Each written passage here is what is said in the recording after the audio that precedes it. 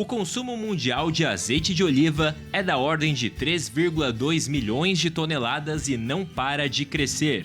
Produzido em 64 países, o chamado ouro líquido tem a Espanha como seu maior produtor, e os gregos são os maiores consumidores, cerca de 23 quilos por habitante ano.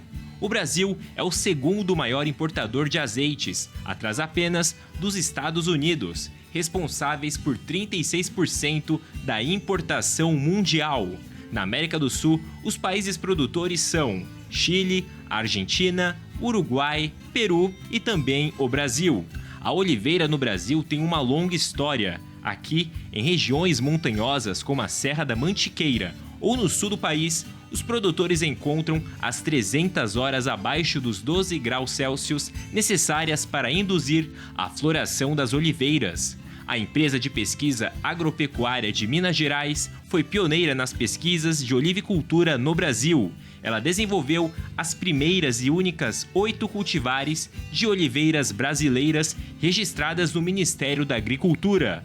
Hoje, na Serra da Mantiqueira, uma associação de olivicultores reúne mais de 100 produtores. Eles cultivam mais de 800 mil plantas em quase 2 mil hectares. Em 2014, a jornalista Bia Pereira e o administrador e publicitário Bob Vieira da Costa se apaixonaram pelo mundo da olivicultura. Eles se aprofundaram nos estudos sobre a história e o cultivo da oliveira e iniciaram a sua produção. As 2 primeiras safras foram extraídas em 2018 e 2019 dos frutos colhidos em Santo Antônio do Pinhal, na Serra da Mantiqueira, onde antes era criado gado de corte. O azeite das primeiras safras foi distribuído apenas para a família. Dali em diante, o casal fundador do Azeite Sabiá não parou de se especializar. Com apenas 3 safras comercializadas, já acumulam mais de 50 prêmios internacionais. Sobre os desafios do cultivo da oliveira e da produção de azeite de qualidade, Bia conversa hoje no Brasil Verde com o pesquisador Evaristo de Miranda. Olá, bem-vindos ao Brasil Verde, um programa dedicado à sustentabilidade da agropecuária brasileira. E se existe uma bela atividade muito sustentável que vem se desenvolvendo no Brasil, é o cultivo da oliveira e a produção do azeite. Sobre esse processo novo que vem ganhando espaço e até prêmios, nós vamos começar hoje com a Bia, lá do Azeite Sabiá. Ela sabe tudo sobre esse assunto. Bem-vindo ao Brasil Verde, Bia. Olá, Evaristo, é um prazer estar aqui. Sabe tudo não, estou aprendendo muito, acho que todo mundo ainda está aprendendo muito sobre olivicultura, embora seja uma coisa milenar, né? Existe há mais de 8 mil anos o azeite, a gente ainda tem muito que aprender. É verdade, o azeite ele tem uma história muito longa, né? Teve às vezes funções mais importantes que hoje ele já não tem mais, né? Como era realmente a fonte de iluminação, né? Das lâmpadas, né? No Império Romano durante muito tempo, né? Ele iluminava, né? Trazia a luz, né? Mas antes da gente começar nesse tema, como é que você acabou entrando nisso? Você não é filha de agricultor, de olivicultor, você, o Bob, dá para você contar um pouquinho a nossa história, onde você nasceu, aquilo que você achar relevante para a gente conhecer melhor vocês? Então, eu e o Bob, meu marido, meu sócio, somos de São Paulo. Ele, na verdade, é mineiro, nasceu em Minas, mas estudou em São Paulo, nos conhecemos lá. E tínhamos já uma fazenda aqui em Santo Antônio do Pinhal, que era uma fazenda, como você mesmo disse, de gado. E a gente queria explorar a terra, queria plantar alguma coisa, queria cultivar alguma coisa, né? Porque você vê aquela sementinha ser plantada, ou aquela muda pequena ser plantada, depois ela crescer, ela dá a flor, depois ela dá o fruto. É um prazer muito grande. E aí nós começamos a pesquisar na região o que estavam plantando, o que a gente poderia fazer, e experimentamos um azeite muito bom. E ficamos empolgados. Fomos atrás, descobrimos que aqui perto, em Minas, tem a Epamig, que é a empresa de agricultura do estado de Minas, e já tinham estudos, já trabalhavam com isso há uns 10 anos, desenvolveram mudas e tudo. Aí compramos as primeiras mudas, conhecemos agrônomos e implantamos aqui em Santo Antônio a nossa primeira fazenda. Começamos a plantar em 2014, como você disse. Santo Antônio da Posse aqui no estado de Santo São Antônio do Paulo, né? Pinhal. Perdão, Santo Santo Antônio Antônio do do Pinhal. Pinhal, do Pinhal, perdão. Aqui É no estado de pertinho São de Paulo, Campos do Jordão. isso, mas já É nas aqui perto. encostas nas encostas da Mantiqueira, não é? Com um Isso, é clima na já adequado para a oliveira. E como é que progrediu o plantio? Vocês foram plantando cada vez mais, cada ano, mesmo antes de começar a produzir? Porque leva tempo uma oliveira para produzir, não é? Sim, ela para ela atingir uma vida adulta e começar a produzir bem, leva uns 7 anos, que é o que nós estamos agora aqui. Na verdade, a gente começou produzindo pouco, mas com 4 anos, 3, 4 anos, ela começa a dar um pouco aqui na Mantiqueira, no sul mais cedo ainda. Mas o azeite aqui na a olivicultura de montanha é uma olivicultura muito especial, difícil por causa da topografia, né? Muito acidentada, é muito difícil trabalhar no morro. Mas, enfim, a gente começou, no início plantamos 4.000 mudas, depois mais 1.700. E aí aqui na Mantiqueira paramos com isso e decidimos investir no Rio Grande do Sul também. Aí em áreas mais planas, não é? Exatamente, começamos a estudar e vimos que o Rio Grande do Sul estava com uma produção grande, com uma produção boa, a topografia era mais amigável, era mais plano, eles chamam de ondulado, levemente, né? Tem umas colinas, mas é muito mais tranquilo, dá para trabalhar melhor com máquinas. Aqui na Mantiqueira chove muito, então é difícil você trabalhar com o trator, a gente perde várias etapas do processo que precisaria ser feito, porque choveu muito e o trator não anda no morro. Então, tem várias dificuldades aqui. E aí decidimos investir no sul, pesquisamos, vimos que tem essa região que chama Encruzilhada do Sul, na Serra do Sudeste, onde é a nova fronteira para a oliveira e para a uva, já tem muitas vinícolas com grandes produções lá de uva, a Chandon tem 400 ou 500 hectares de uva plantada, já a Valduga também, e a maior área plantada de olivicultura do país está exatamente em Encruzilhada. Aí decidimos procurar uma área lá e plantamos. Em 2018 plantamos lá. Olha que interessante. Inclusive este ano, né, foi lá em Encruzilhada a 11ª, vamos dizer assim, para quem está nos assistindo, festa de abertura da colheita da oliveira, mas já a 11ª, o que mostra que tem uma tradição Isso, ali na região, não é? exatamente. No Rio Grande do Sul eles já fazem essa abertura da colheita, é um evento do governo do estado, e o IBROLIVA, que é o Instituto Brasileiro de Olivicultura, não é só do Rio Grande do Sul, mas enfim, ele participa dessa abertura também. E é muito interessante porque é uma hora de troca entre os olivicultores, né? Você encontra olivicultores de todas as regiões e também os fornecedores de equipamentos. Então, os políticos também vão, a gente pode reivindicar coisas, discutir legislação. Então, tem sido importante esses encontros. Na Serra da Mantiqueira também acontece um encontro organizado pelo Ibra Oliva, que também é muito interessante. Também há essa troca aqui. Bia, vamos falar de duas coisas assim rapidamente. Primeiro, só um pouquinho da oliveira e depois falar da azeitona mesmo e do azeite, né?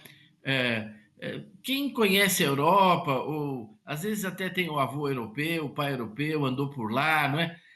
Conhece os lugares tradicionais de produção de oliveira, vê ali um território bonito da oliveira, mas em geral muito misturado, né? Porque umas oliveiras foram plantadas pelo bisavô, a outras pelo avô, uma parte morreu na geada de 1950 e pouco, aí tem uma outra, então tem um monte de variedade misturada, etc. Né? É um azeite que resulta assim daquele lugar, mas é uma mistura frequentemente de muitas Isso, é um variedades, você nem sabe que. Agora aqui eles no falam que é Brasil um não é blend, assim, né? blend rústico. Não, não é. Como é Esse que é eles o falam? chamado blend rústico. Você colhe tudo que Isso. tem no pomar, traz junto e seja o que Deus quiser. Pode ter mais de uma que produziu mais aquele ano, menos de outro, então pode sair um ano mais intenso, outro ano mais suave, enfim. Então isso realmente, como você disse, acontece muito. Aqui no Brasil e os pomares mais recentes mesmo da Europa já não são assim. São Claro. plantados, você planta a rua só com um tipo de azeitona, outra rua com outro tipo. Na Europa é diferente do Brasil. No Brasil, a gente mistura com as variedades que deram bem aqui. Na Europa, já, por exemplo, em Jaén, vai muito bem a Picual, a Cobrançosa é Portugal, a Horriblanca, então tem muitos pomares só com essas, né? A Arbequina tem muito, a Arbosana tem muito. Aqui no Brasil nós intercalamos, inclusive porque ajuda na polinização. Colocamos 2 ruas de arbequina, por exemplo, uma de coroneike, 2 de arbequina, uma de arbosana e assim vai, que isso ajuda na polinização. E são azeites que A estão indo muito polinização... bem, são azeites Não, que estão indo muito bem no Brasil. Essas oliveiras estão produzindo bem, dando um azeite bom, que a população está gostando.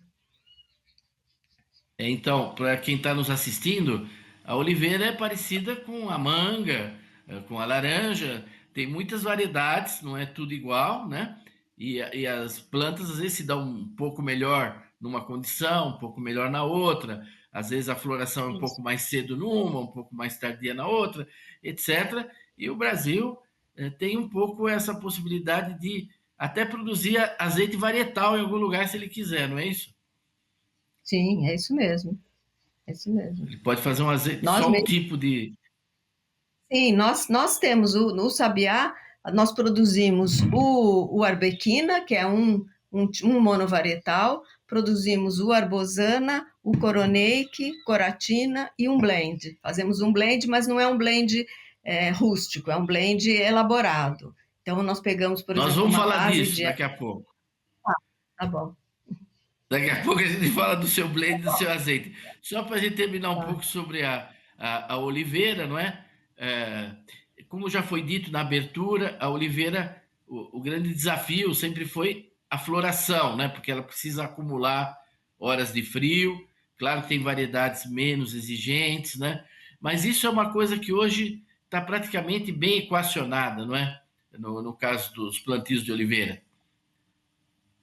Tá, é uma indústria a céu aberto, né? Está bem equacionada, mas nós dependemos do clima realmente. Então, esse ano, por exemplo, na Mantiqueira, na floração, deu uma floração muito bonita, porém choveu muito, foi um período muito chuvoso. Então, a polinização foi bem menor do que no ano anterior.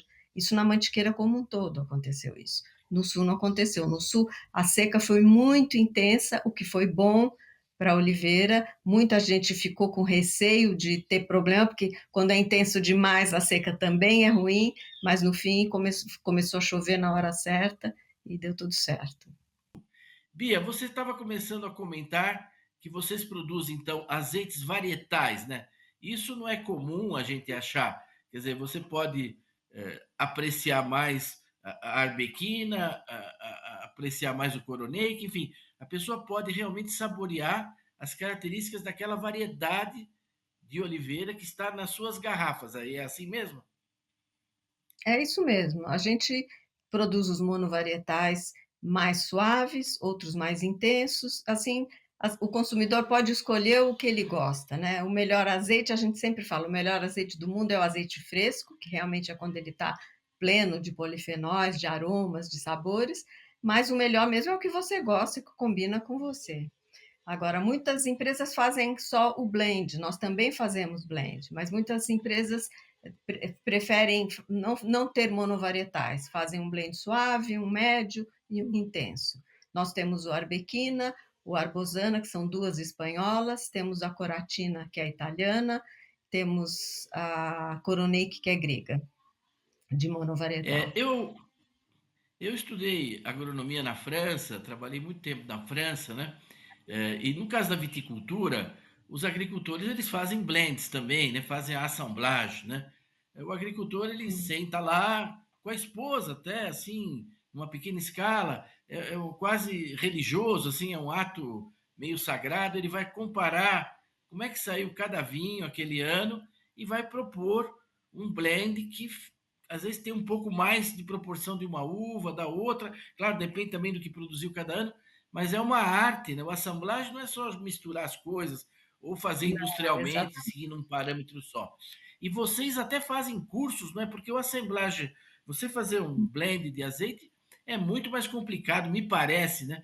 Do ponto de vista gustativo, olfato, talvez até do que do vinho, né? Dá para explicar um pouco isso para nós? Sim, eu não sei comparar com o do vinho. Do vinho eu adoro beber o vinho gostoso, mas não sei como é. O azeite, sim, é bem complexo.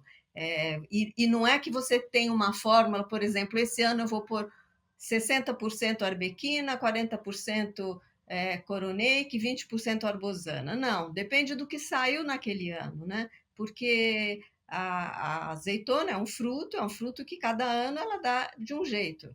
É claro que sempre tem as mesmas características. A arbequina é sempre a arbequina.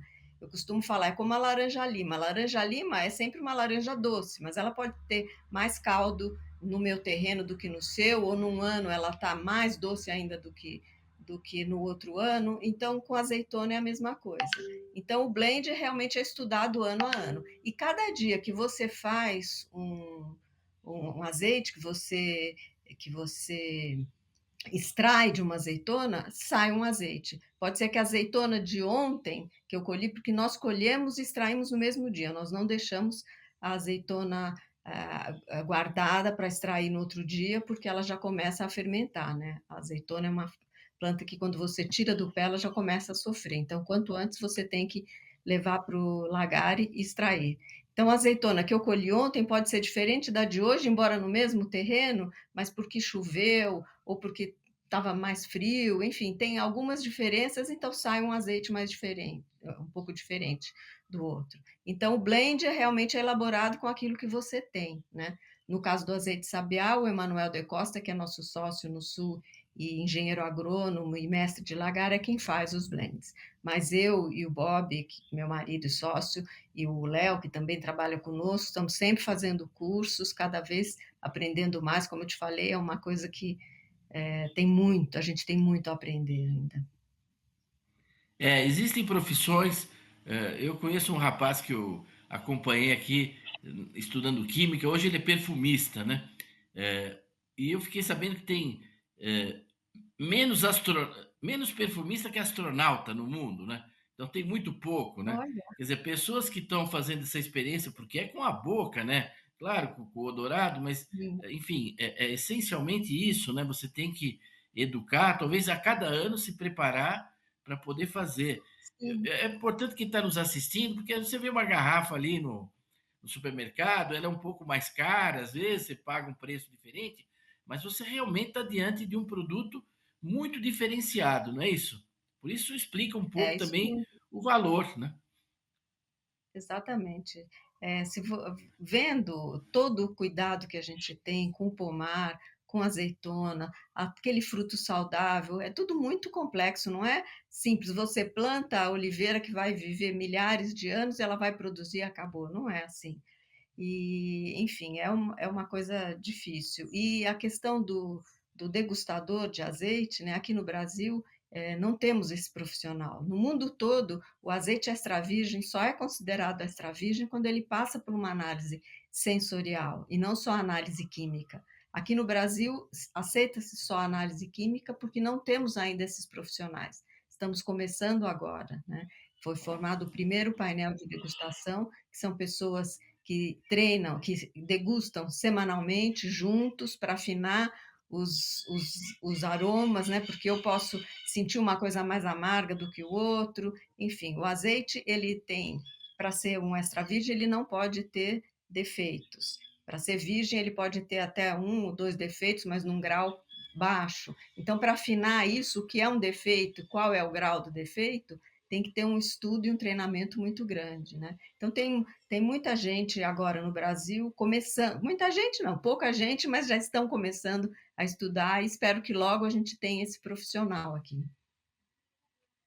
Ou seja, nós estamos no Brasil com uma produção que talvez em breve vá chegar aí a meio milhão de litros, né? Estamos aí com 450 mil litros, talvez, não é? Ela está crescendo, mas está crescendo também toda a técnica, né? Porque é um longo processo, né? Um longo processo de qualificação, mas quem nos assiste é importante entender, não é? O desafio que os produtores de azeitona no Brasil enfrentaram, né? Abrindo uma área totalmente pioneira, né? E além disso, vocês Então, participam então de concursos aqui no exterior, não é isso? Com seus azeites. sim, Vocês não sim, têm medo do seu azeite, sim. não, né? Não, não, isso é um orgulho muito grande para a gente.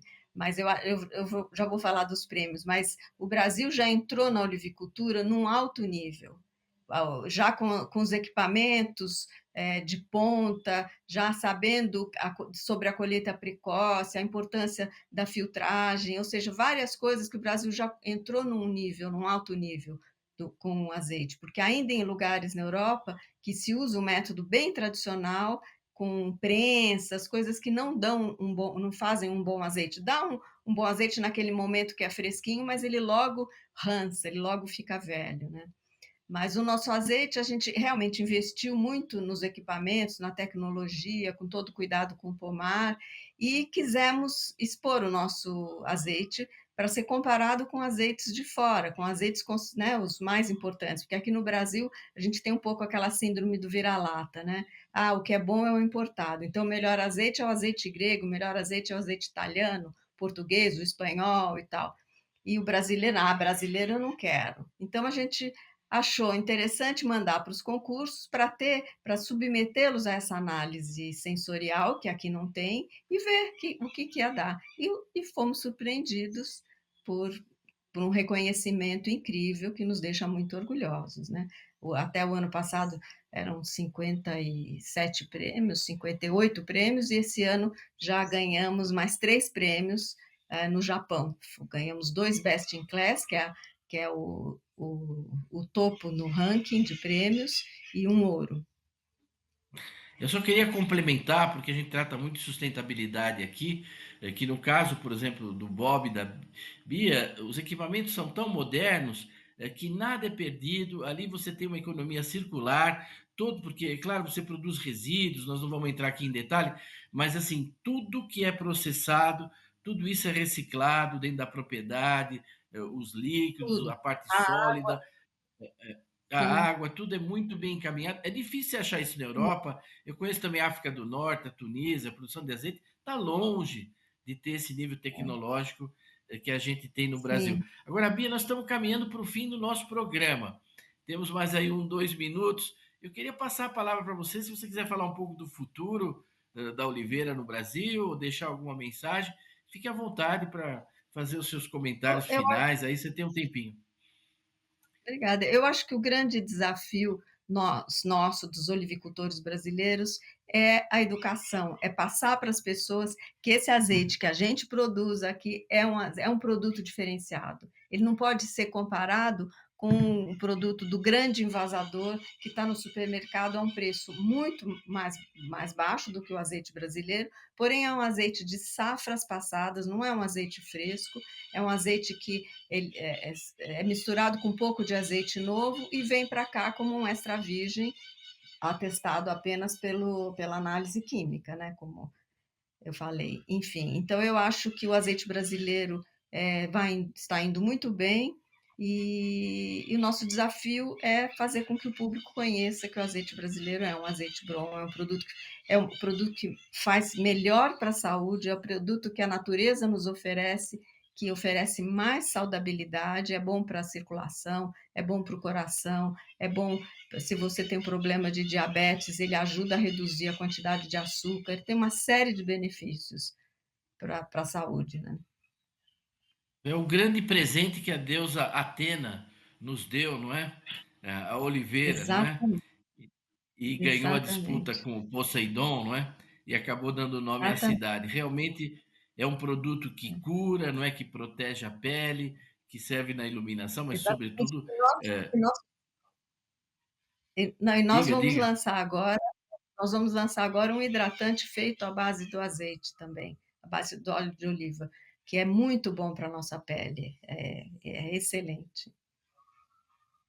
Então, além desses produtos derivados da oliveira, eu vejo lá no sul um terroir, né? Um território bonito de ser visitado, com uva, com azeitona. Existe até um potencial turístico, hoteleiro. Você quer concluir falando alguma coisa sobre isso? Sim, sim. Olha, são 2 regiões lindíssimas, a Serra do Sudeste, no sul, e a Santo Antônio do Pinhal, na Mantiqueira. Na Mantiqueira, nós já abrimos às sextas, sábados e domingos, com visitas guiadas, com degustação.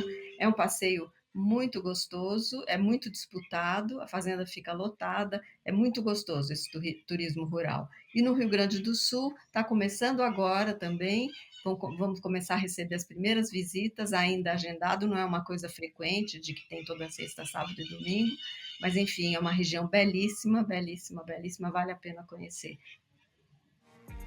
Olha, eu queria agradecer muito a sua participação aqui no Brasil Verde. Uma hora eu vou lhe visitar aí em São Paulo, viu? Por favor, faço questão que venha. É pertinho de São Paulo, 2 horas e pouquinho você está aqui, e é uma experiência muito interessante. Eu estou em Campinas, é mais rápido ainda. Eu queria agradecer a todos, né, de nos ter acompanhado e convidá-los a estarem de novo conosco aqui a semana que vem em mais um Brasil Verde. Até lá!